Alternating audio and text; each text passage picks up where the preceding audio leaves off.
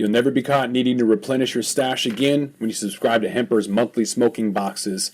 Hemper's hands down the best place to stock up on your smoking supplies no matter the occasion. Curated with innovative and hand-selected products to ensure you're getting the absolute highest quality accessories for your smoking experience, Hemper's monthly smoking subscription service provides $100 plus in value for only $40. There's also the convenient options to receive every month, quarterly, semi-annually, or annually, and right now use promo code HEDGE10 to get started and receive 10% off Hemper's box or the XL box at hemper.com. Lifted Drinks. Join the party, skip the hangover. Created by hemp and cannabis lovers, Lifted is an amazing, tasty, non-alcoholic beverage created to improve any evening in or weekend out. Lifted is 100% hemp cannabis, 100% consistent, 100% of the time. We could ship anywhere in the U.S. Just add ice or mix it with your favorite beverage. Check them out at lifteddrinks.com. That's LYFTED drinks.com. Enter in radio to get a 20% discount at checkout. You must be 21 or over to join the party and skip the hangover. It's only entertainment. Welcome back to The Talking Hedge. I'm Josh Kincaid, capital markets analyst and host of your Cannabis Business Podcast. Today, we've got George Mancherel, and he's the CEO and co-founder of Bespoke Financial. George, thanks for being with us at The Talking Hedge. Thanks for having me. Appreciate it. Tell us a little bit about Bespoke Financial, how you got started, what your revenue model is, how you guys are operating. Sure. Yeah. So just starting from the top, Bespoke Financial is a FinTech platform. We are a licensed commercial lender, and we focus on providing debt financing, non-dilutive financing to cannabis companies all across the supply chain. And our focus, if you look at our list of clients right now, we work with operators that really do span the entire universe when it comes to cannabis. We lend to borrowers in 15 states across the U.S. And, in terms of the genesis of the company, prior to co-founding Bespoke, I come from a very traditional finance background. Worked in investment banks and asset management firms, always with a focus on lending and debt investments. And so, when adult use sales in California turned on in 2018, I'm a huge believer in the product that is cannabis and its potential going forward, just in terms of improving the quality of life, but also from a recreational standpoint. And so I saw a very exciting opportunity to move into a new industry. And so, with my background being in lending and debt financing, it was glaringly obvious that that didn't exist for cannabis. And so if you have the thesis that cannabis in a number of years will operate similar to any other consumer product industry, you can point to comps like alcohol, you can point to comps like tobacco, pharmaceuticals. All of those comp industries are reliant on functioning debt financing markets. And so the idea behind Bespoke was to really lead the path in terms of defining that market, and approaching this from a FinTech angle really did give us scalability in terms of being able to service a broad array of operators in as quick of a time as possible. And I think that was one of the compelling parts of it too, is that when you build an industry in the modern era, you can actually take advantage of the technological advancements that have happened rather than trying to build a very old school sort of market or service. Let's dive into a couple of things that you're offering, because some of it is fairly easy to understand. A lot of the audience, doesn't necessarily get involved with lending products, especially with cannabis. But I think some of it is fairly normal, like a line of credit, which is basically just a credit card. You can borrow from it, pay it back. Difference maybe with a line of credit is there's cash. You can pull cash out. Can you explain to the audience who may not understand the difference between inventory financing and invoice financing? One is from tangible products inventory. The other one is money that they might be getting as a service. So there's nothing tangible to take collateral on, but the process in which you do your due diligence, is it the same? What is the difference between inventory financing and invoice financing from a back-end standpoint? Yeah, so just starting from a high level, all companies that are interested in our financing go through the same application process. Bespoke does not work with pre-revenue companies at this point. So we ask for just the standard financials for any company that approaches us. The analysis that we do and the products that we ultimately approve applicants for is dependent on a couple different things. One, the state of the company itself in terms of its own maturation. Obviously, if you have a more mature company with a strong balance sheet full of assets, you are inclined as a lender to provide more flexibility and freedom to that borrower because there's just a greater collateral cushion there.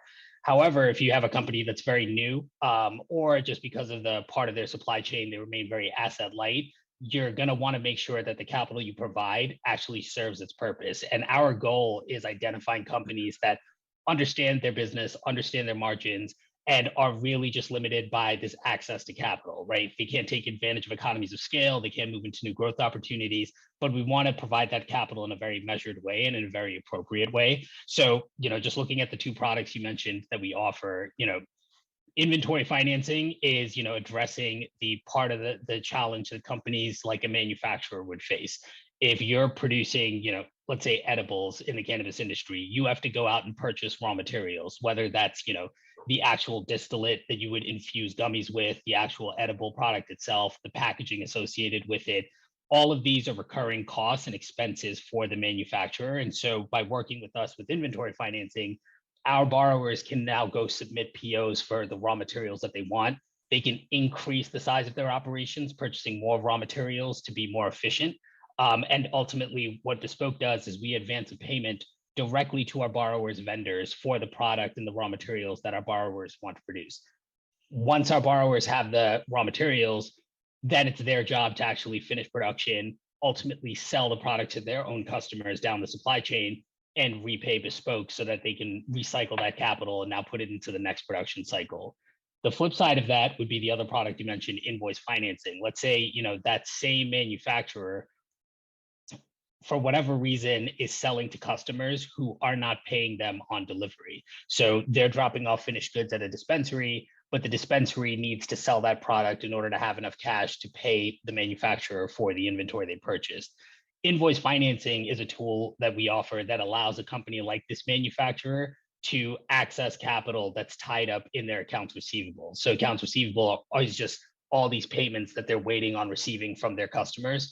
With invoice financing, these companies can borrow against that pool and access that capital up front. And ultimately, the consumers would pay Bespoke whenever they're in a position to pay or they have time to pay. So depending on where the challenge is for any company that we're evaluating, whether it's in terms of sourcing new raw materials, whether it's dealing with the long cash flow collection cycle, the difference in our products is really meant to solve as best and as nuanced as possible the specific challenges for each company. Can you tell us a little bit about what purchase money financing is? You talked about inventory and invoice financing. It sounds like purchase money could be thrown in, in one of those. I haven't actually heard of purchase money financing exactly like that. Maybe you can kind of explain what that is and why it might be useful. Yeah, it's actually a hybrid of the two products that I mentioned before, and it's actually a product that works very well when you're dealing with oddly enough CBD companies.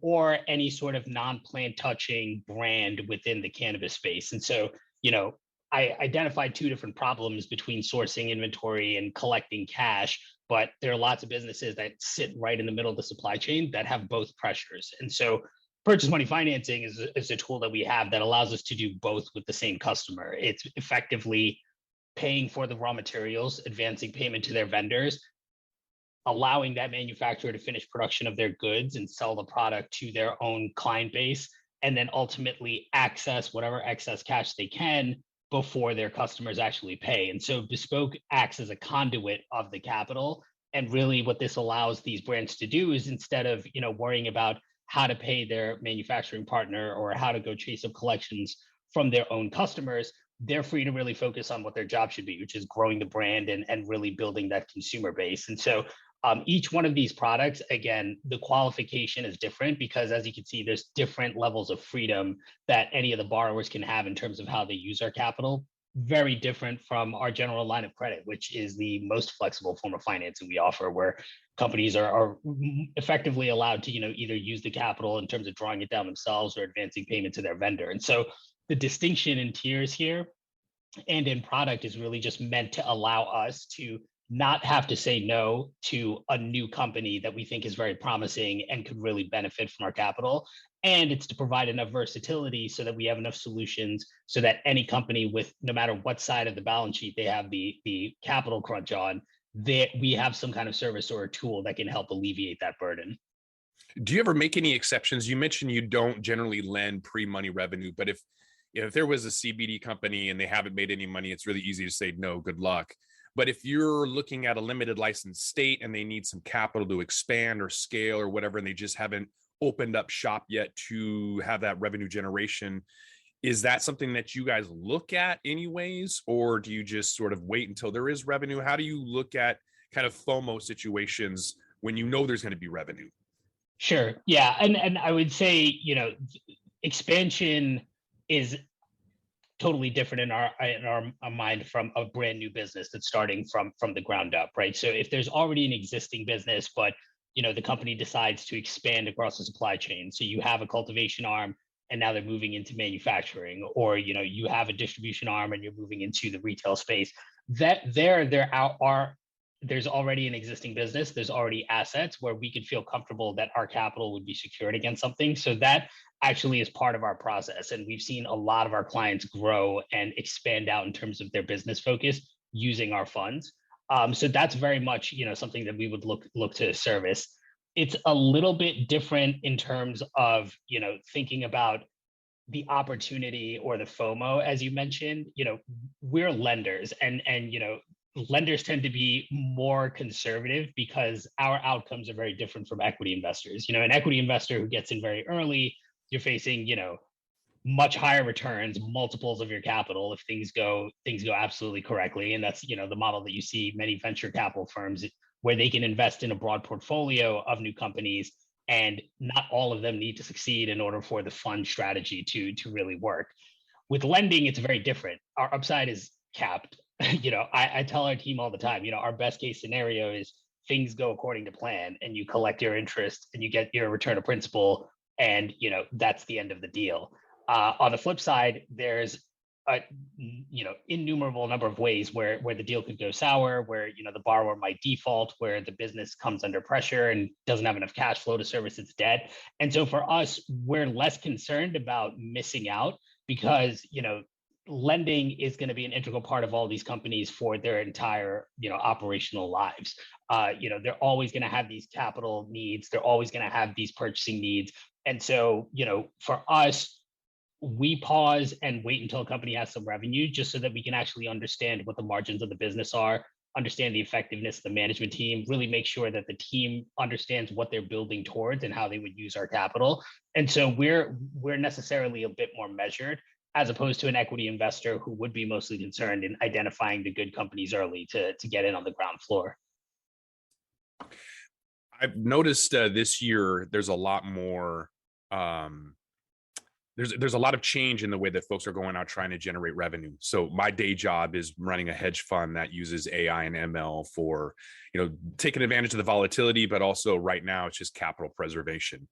And right now I'm also looking at like the Polaris equity fund, Rob Seacrest over there getting like between 9 and 12% annualized is really, really good. I've been to a lot of trading expos. In February, they were bragging about being only negative 3%. When I was in Monaco 2 weeks ago, they were bragging about only being negative 17% when the market is down like 30. So it seems like this is an advantageous time for debt equity on the commercial side. Are you able to take advantage of those opportunities, like a leaseback option, for example, with the dispensary financing? Tell me a little bit about those opportunities. Yeah, I mean, the broad universe of debt for cannabis, I'd say, comprises of a handful of options. And really, the reason why there aren't more is just the federal illegality that currently exists. So, the sale leasebacks, the Polarises of the world, all of these are basically focused on the commercial real estate side. And I'd say that's probably the most well-defined and liquid space in the debt universe when it comes to cannabis, because these are commercial lenders.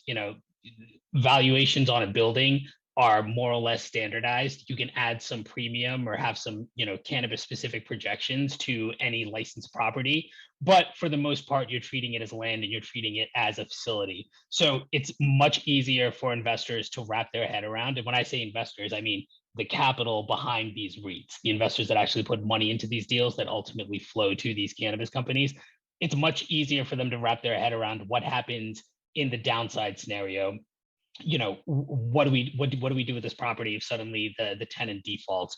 For us, we've never been active in the real estate space exactly because we think, for the most part, that problem, there are good solutions that exist in the market. And second, there's a whole host, and I'd say, probably the majority of cannabis companies that exist in the country today don't actually own the real estate. They're on leases already with whoever the property owner is. And so providing a solution to that section of the industry and that's what helped us, sort of define out our lending products as they exist today. All of our financing is really focused on the operational side of the business, whereas the commercial real estate side, I'd say it's a different beast entirely, and it's distinct from what our core focus is. Is it simply build it and they will come? There was an investor that I was working with on a project that was kind of like it was basically bringing in lenders and bringing in entrepreneurs together, lenders and borrowers. And it wasn't a matter of just kind of building this website. There was compliance behind it. And I'm wondering, Washington State is one of the second most strict behind New York in terms of, if you want to be a money transmitting service, for example, or anything, it's really, really strict. And I think people look at compliance and think, oh yeah, I have trace and tracking and that's all I have to do, or I have my state regulator or whatever. But there's so many more regulations when it comes to financing.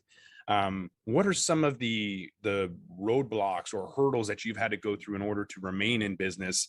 Talk to us a little about the compliance behind all of this. Yeah, so I mean, from day one, we've operated in a weird space, which is that cannabis is legal on a state level, but it's illegal on a federal level. For us, we have always been very conservative in order to make sure that, exactly to your point, that both ourselves and the companies that we work with are in adherence with both sets of regulation. And we look at each state as its own market. And before we move into a new state or work with a borrower in a particular state, we have to do a deep analysis of exactly what's required of us, what's required of the borrower, and what's allowed in terms of financing activity. And so, hurdle wise, it's really been more of a question of investment before we move into a new market, making sure we've done our due diligence. Our review of applicants and companies, like I said, it's fairly standardized, where we do not just a focus on the financial analysis, but also rigorous compliance checks, right? Ensuring that these are licensed operators, ensuring that, we're doing searches on the management team itself, making sure that, through our on-site, audits and sort of meetings with the team, really understanding that the operators themselves are in compliance with everything that they need to be in compliance with, because, straddling both, the legal market and the illicit market, it's something that may work in the short term, but we definitely are focused on operators that see the long-term value here. And the only way to monetize that is really by being as adherent to the regulation, because enforcement is definitely light within this industry in general, but if it does hit, it can threaten your entire business and the future success of your business. And so for us, it's always been integral that we make sure we screen with very standardized procedures that any financial institution would use, KYC, AML, really just checking to make sure that we've filtered out all and any potential bad actors. With a looming recession, do you think that's going to sink the cannabis industry, or do you think that Vice, sin stocks and sin products are going to continue to be what they are, which is a vice that people hold on to really tight? Yeah, it's an interesting question. This has long been a theory for proponents of the cannabis industry. It's that similar to alcohol, similar to tobacco, that this would be a recession-proof product. And so there's two aspects. I'd say internally we've done some research, And we've definitely seen that, there's a very high correlation between cannabis sales and alcohol sales in markets that have been around for the longest, right? That are somewhat mature and have somewhat normalized. A very, very strong correlation, close to 1-to-1. But the caveat there being that no legal market has existed during the previous recession. So it still is, untested in terms of practice. That being said, I think that, just the evidence that we've seen in states like Oregon, Colorado, and California really do point to the fact that cannabis has already become a consumer staple for its existing consumer base. And I think that consumer base is set to grow in the years going forward. That being said, a broader recession that reduces people's disposable income and inflation that further reduces disposable income will have an impact on ultimate consumer activity and consumer sales. So I think there's a strong balance between the two pressures that are both favorable and not. And oddly enough, cannabis is the only industry, especially in the mature markets, that's hugely deflationary right now. If you look at again, Colorado, Oregon, California, these are markets that are dealing with oversupply, oversaturation in terms of just biomass and product. You're seeing a shaking out in terms of brands. You're seeing consolidation across the industry. And so, to some degree, that is beneficial in the sense that consumers finally have a product where prices aren't continually increasing. But that being said, it's very difficult for businesses that have projected their forecasts based off of much higher prices, and trying to figure out how they can continue to operate and sustain their businesses is definitely the challenge that's in front of them. Our take on it has been that this is the new normal. This is actually what you would expect to see in a good maturing market. You see supply catch up to demand. The whole anti-tax chorus in the cannabis world, and I think they've been right, has said, taxes really do make the illicit market stronger. It makes it harder for the legal market to succeed. Consumers generally don't like paying more for the same product when they could pay less. This deflationary tide, as much as it is hurting businesses, and they do have to, really take a look at their business models to make sure they can survive in this new paradigm. This is also how you win against the illicit market, right? You just get more cost competitive, and you're going to have to make it up on volume. You're going to have to make it up in terms of sourcing new consumers, finding new ways to attract newcomers into the space, new products to offer to the consumer base. But I think, if you didn't see this, it would actually point to, I think, more stress in the sense that this market isn't taking off as it should, or there isn't enough demand from the consumer side. And so as painful as it is, and as sudden as the deflationary trends have been, I actually think it's it was only a matter of time, and companies that are expecting things to bounce back to normal or 2020's prices are going to be in for, I think, a very rude awakening. Yeah, maybe Philadelphia, when they come online, won't be able to put the $7,000 a pound that they were maybe anticipating. All those people are going to have to come back down to reality. It doesn't take long, anyways. When a new emerging market has those high prices, it doesn't take long to start to see that dip in every single new rollout. Yep. Which leads me to my next question about what's the next, what subsectors are still attracting equity capital. You've got real estate at the all-time highs, and you can see in every major market, there's a massive amount of available real estate. And so once speculators leave and they're not propping those prices up, those prices will crash. Mm-hmm. If you have central bank digital coins repricing everything, who knows what prices are going to land at. So when we're in this uncertain market where real estate is going to crash, where commodities are sky high, and people are reallocating their own capital to away from cannabis or whatever else to essential goods and services because they can't afford anything right now, gas prices and everything else. What's left in the cannabis space to invest in from what you're seeing? Is it distressed assets on the West Coast? Is it new emerging markets and FOMO? And within that, East Coast, West Coast, which cannabis subsectors are still attracting equity capital? Sure.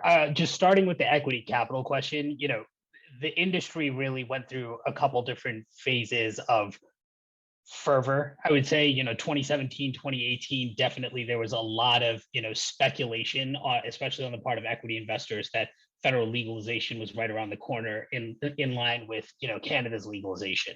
That led to an ultimate, complete retreat from equity investors in 2019. And I'll be honest, there really hasn't been a sizable return to the market on the part of equity investors. You see it on the margin. You'll see investments in ancillary companies, and there are brands and there are companies that do manage to raise capital, but nothing at the scale that you saw in the years prior to it. And investors definitely have taken a much sharper eye, and you've seen investor demand kind of float around. 2019, 2020, there was, I think, a much higher interest in terms of investing in brands with this idea of building the next national sort of consumer product brand, similar to a Coca-Cola of Pepsi. And so that ultimately, ran into the issues of state-specific regulation and state-specific marketing, and the lack of the ability for, one operator to really have good control of the consumer experience across multiple different markets, given the completely different dynamics that existed in each of those spaces. And so equity investors, I think, have rightfully so, because of the challenges and the headwinds that have, presented themselves to the industry, and the federal illegality, again, being a huge blocker. I think there's a lot of cautious, selective investments that are happening across the board, but it's significantly pared down. And this is actually the first year that you see debt financing. If you look at the cannabis industry and how it finances itself, there's equity capital and there's debt capital. This is the first year that debt's actually, well, I think last year towards the tail end, the trend got especially accelerated. But if you look at this year, the companies that are raising money are mostly choosing to do it. Are mostly choosing to do it through debt capital and debt financing. And so for me, I look at this and I think, any equity investor should be excited about the cannabis space. But they're just regulatory hurdles that I think are keeping companies on the sidelines. How cannabis shakes out relative to every other investment that's possible in this in this environment, again, I do think it does have very compelling arguments, but the problems that plague it, a lot of them are political and a lot of them are regulatory. And so, that's very difficult for investors to really, front run. And at the same time, it just makes it incredibly hard for these companies to raise around it. It has been incredibly difficult to raise. There's momentum. These Momo stocks move with the news rather than individual fundamentals, which haven't been used in a long time. So even technicals aren't being utilized in the cannabis space right now. It's just news. So I'm curious with that. Is the issuance of debt in order to avoid the dilution of equity shares, or is it FOMO that people are just willing to accept anything, whether it's debt or equity? I'm curious why there's an increase in debt issuance within the cannabis space. Is it simply because fundamentally it doesn't make sense, or is it because people just take whatever they can get? I think it's a mix. It's a mix of those factors and more.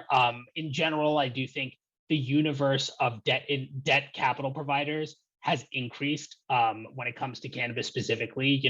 Fundraising for us, since our founding in 2018, we've gotten a front row pulse on, what the broader investor universe thinks of cannabis and how active they are. And so there's definitely been improvement and an increase in the amount of capital that's looking and being deployed in cannabis. So the supply of that debt financing capital has definitely increased. I think the industry's educated itself a lot about how it can use debt, especially in legacy markets that turn to adult use. We ourselves have had to do a fair amount of education with companies that we speak with, just so that they understand exactly how debt financing can benefit them, and explaining really how it works that's different from equity capital. And so I think the industry's natural maturation, naturally attracting entrepreneurs that come from other industries and have a model of how they've built and scaled other businesses and how they've used debt in the past, is definitely helping the demand side for debt financing increase as well. All right. We talked a lot, George. Is there anything I left out that you want to cover?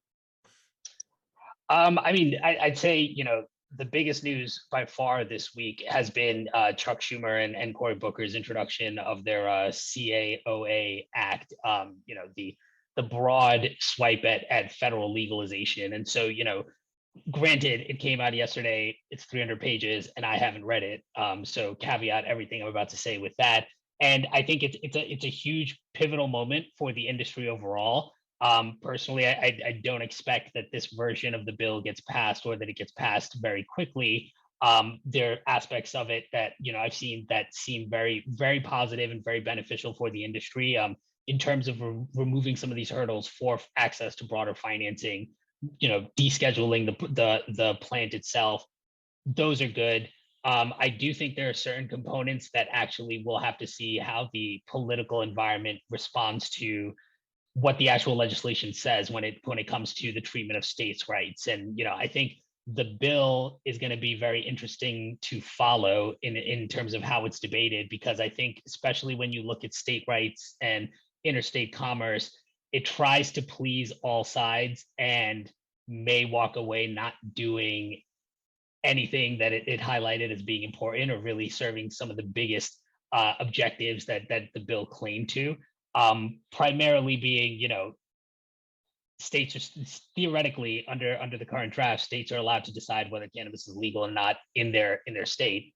However, they can't prohibit the transport of cannabis between two legal markets through their jurisdiction. And I don't understand how that would feasibly work from anyone who's concerned with, a states' rights issue.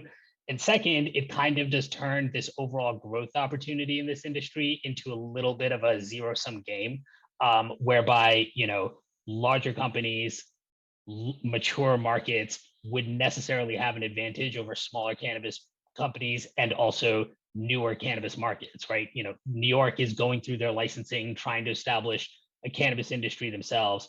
If something like this bill were in place that allowed for interstate commerce, there'd be almost no motivation to set up cultivation or manufacturing facilities in New York when you can just buy much cheaper product from the West Coast or any of these saturated markets, right? And so, I think those are components that I hope the senators and the politicians involved really do drill into, and each state really understands what the impact would be for itself, as opposed to using this rollback of prohibition as a really, really good opportunity to promote economic growth and undo the harm of cannabis's prohibition in communities across the country, rather than having it, the benefits of that reside in just pockets of the country.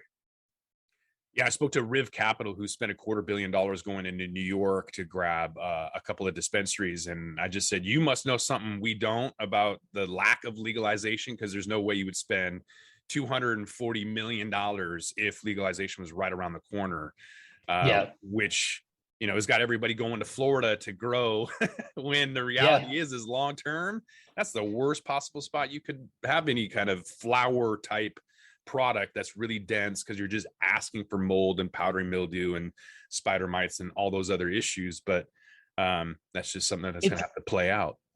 Yeah, it's hyper regional, and again, I expect this bill to go through numerous edits before, if and when it is passed. I think that the huge silver lining and the reason why it should be very exciting is that there's never going to be one cure-all piece of legislation that undoes this prohibition of cannabis. It was always going to have to be a series of steps, and trial and error. We've seen states take vastly different approaches to legalizing cannabis, and some have worked better than others, and there's definitely lessons to be learned. But for us, it's anything that moves this industry further into legitimacy and really helps these operators is a huge win across the board. And nothing will ever be a perfect solution. But we're just starting this discourse, and so we'll see what the respective voices at the table have to say about it and how this unfolds. But again, I think this is still a long journey ahead of us. And in the interim, companies really do have to continue to make sure that they remain operational and they survive and grow as much as possible, so that ultimately, whenever this does get passed, they're well positioned to take advantage of that momentum. We're gonna have to wrap this one up, but I think that ultimately the biggest takeaway might be the 280E. If they get rid of 280E overnight, these companies will be able to be profitable, and I think that'll be the biggest component to all of this. Banking is already there. Interstate commerce will help the redundancies, but that 280E aspect, I think, is going to really make a lot of these businesses profitable more than any other single individual component. I think will have the biggest impact. I'd agree. All right. Well, let's leave it with that then. I want to thank my guest, George Manchero. He is the CEO and co-founder of Bespoke Financial. Where are you guys at? Social media, website? Yeah, so we are our website is bespokefinancial.com. I think that's probably the best avenue for any company that's interested to explore our financing or start the conversation. Please do feel free to reach out. Thank you again for having me on the podcast today. It was really fun chatting about all this with you. Yeah, appreciate it. George Mantrell, CEO, co-founder of Bespoke Financial. Appreciate you being on the Talking Hedge. Thanks, Josh. I'm Josh Kincaid. This is the Talking Hedge. Don't forget to like, share, and subscribe, or don't, and I'm out. Don't forget to smash that like button on your way out and check out these other videos that we've got.